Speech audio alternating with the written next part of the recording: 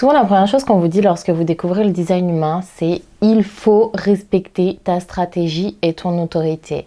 Et en fait, parfois, on vous le rabâche presque comme une religion, comme un mantra qu'il faut vous répéter et presque même comme un conditionnement finalement. Et à côté de ça, on vous dit que le design humain est un outil qui permet de se déconditionner. Du coup, il n'y a pas un petit truc qui cloche dans tout ça?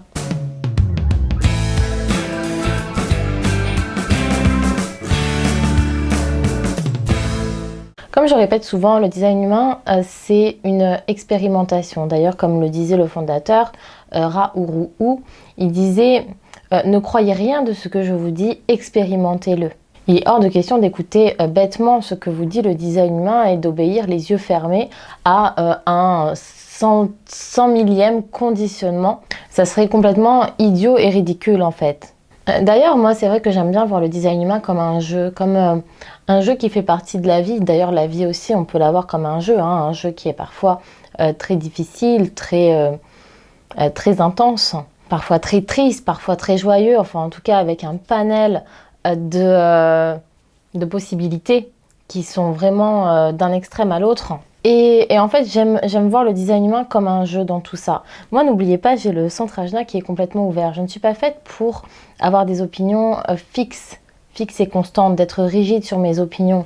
Et en fait, de dire que je crois dans le design humain dur comme fer, que c'est sûr et certain, ce serait pas correct pour moi. Moi, je suis la première, des fois, à remettre en doute le design humain. Je le remets d'ailleurs en doute quotidiennement. Et parfois même, je dis à mes clients, s'il faut demain, je te dis que le design humain c'est des conneries, c'est n'importe quoi et qu'en fait je t'ai raconté n'importe quoi pendant la séance en fait et c'est ok.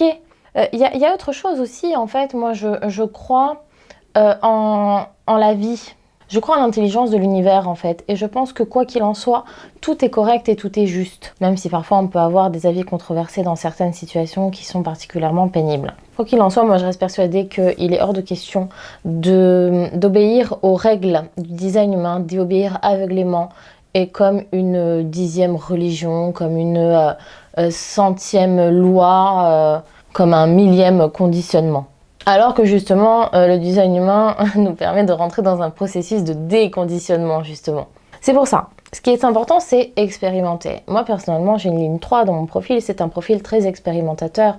Mais même pour les personnes qui n'ont pas de ligne 3 ou de ligne 6, je pense que c'est vraiment très important de l'expérimenter en conscience. Et expérimenter le design humain, ça ne veut pas dire obéir aux règles du design humain. Je pense qu'il est tout aussi important d'expérimenter le fait de respecter sa stratégie, d'être à l'écoute de son autorité, tout autant qu'il est important d'expérimenter justement le fait de ne pas respecter sa stratégie et le fait de ne pas écouter son autorité intérieure. À partir du moment où vous le faites en conscience, où même, il n'y a pas besoin de se prendre la tête tout le temps à se dire est-ce que je suis en train de respecter ma stratégie? Est-ce que il faut prendre le temps de vivre aussi, hein. À la base, on est là pour une expérience. L'expérience principale, c'est vivre sa vie, tout simplement. Et en fait, je pense qu'il est mauvais d'avoir le design humain presque comme une épée de Damoclès au-dessus de notre tête, en train de dire ah là, là c'est bien, là tu respectes ta stratégie, là c'est bien, t'as écouté ton autorité. Là, ça devient un truc complètement mental et ça devient presque ridicule en fait.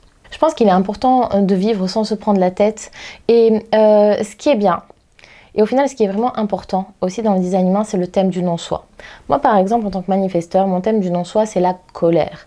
Donc en fait la plupart du temps moi je me prends pas vraiment la tête, je vis ma vie pleinement, sans vraiment réfléchir et c'est vraiment dans les situations problématiques où je vais me questionner sur les règles à respecter entre guillemets par rapport à ma matrice énergétique de design humain. Et le thème du non-soi, il est très précieux là-dedans.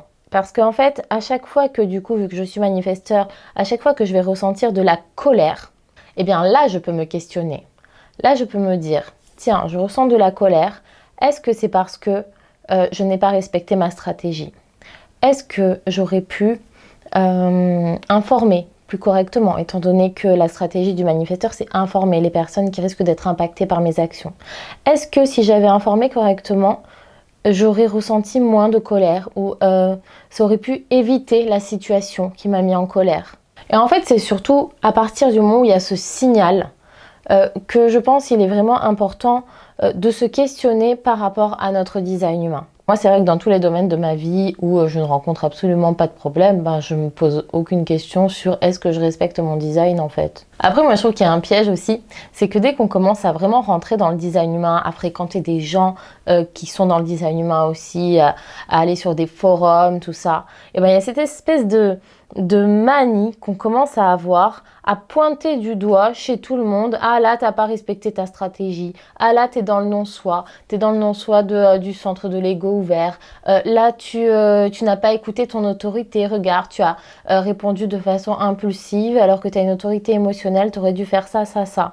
Et ça, je trouve ça beaucoup plus malsain, finalement, que le fait de ne pas respecter sa stratégie et que le fait de ne pas écouter son autorité en design humain. Bon, c'est une aparté, hein. En réalité ça concerne vraiment que les personnes qui sont vraiment dans le milieu du design humain. Et c'est vrai que je trouve qu'on rentre dans des espèces de guerres d'ego un peu stériles où finalement tout le monde est dans le non-soi et tout le monde est dans le mental en train d'analyser l'autre et t'as fait ci et t'as fait ça, t'es dans le non-soi parce que ci, t'es parce que ça. Alors qu'en réalité, si on s'autorisait peut-être plus à être dans le non-soi, parce que parfois, finalement, on a besoin d'expérimenter hein, tout ça. Et c'est tout à fait correct, c'est tout à fait ok. Donc il n'y a rien à reprocher en fait là-dedans. Et en fait, du coup, le risque dans tout ça, c'est justement de rentrer trop dans le mental, de se brider totalement, de ne plus oser bouger, de ne plus oser agir par peur de ne pas respecter sa stratégie. Ou alors, à chaque fois qu'on passe à l'action, à chaque fois qu'on dit quelque chose, à chaque fois qu'on fait quelque chose, ou que quelque chose se passe dans la vie, on est là à analyser, est-ce que j'étais dans le non-soi, on analyse tous les centres ouverts, tous les centres définis, la stratégie, l'autorité, les machins, tout ça.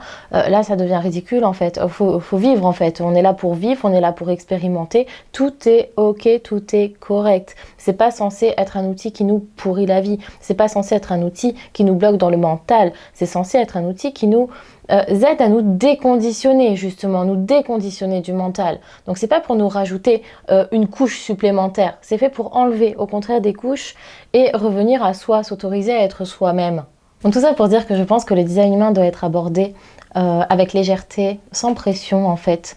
Et en fait, ce n'est pas de se rendre service que de se pointer du doigt, soi-même ou les autres, lorsqu'ils sont dans le non-soi ou lorsqu'on est dans le non-soi. Moi-même, il m'est arrivé de me surprendre à réfléchir à plusieurs fois avant d'écrire quelque chose en me disant est-ce que là je suis alignée avec mon autorité, ma stratégie et avec mon design en général ou est-ce que je ne le suis pas? Est-ce qu'on risque de me reprocher éventuellement de ne pas être alignée alors que moi je suis en plus professionnelle du design humain donc je me dois d'être alignée à mon autorité, ma stratégie, mon design, tout ça.